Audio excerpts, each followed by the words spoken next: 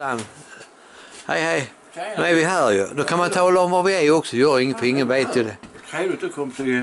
Det kan vi säga var vi är. Det spelar ingen roll ju nu. För det är ingen som får se det. Det måste vara trevligt att du kunde komma.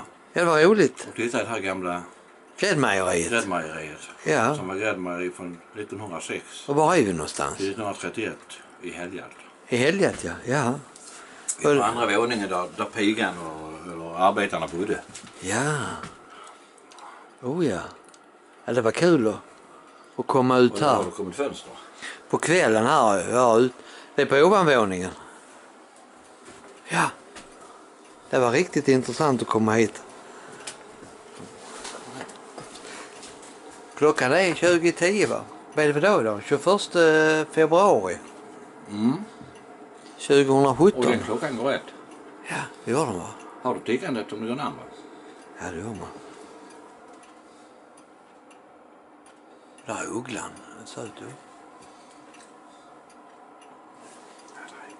att... Johnny. Båten.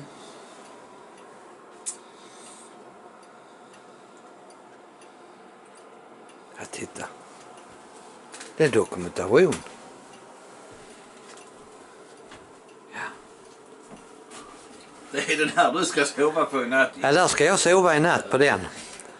Jag behöver ju sova jag också. Någon gång. Vad ska jag ha den där? Jag ska dra över ett rent lag. Då ska vi ligga här. Och här nya byxor som Roland har. Vi har varit köpt i, vad heter det?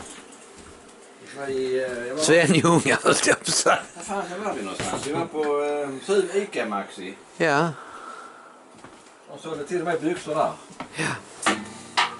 Och här har vi en trevlig gitarr. Som har ett helt otroligt sound. Ja, det har du.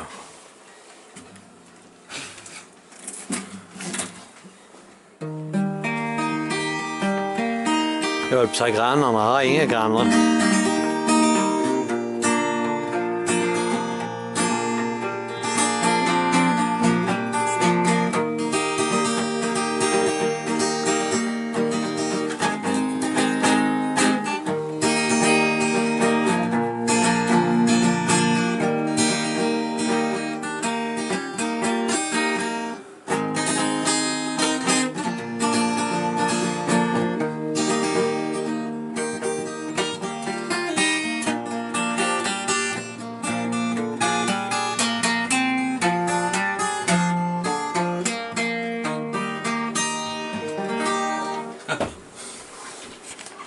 Det var trevligt här.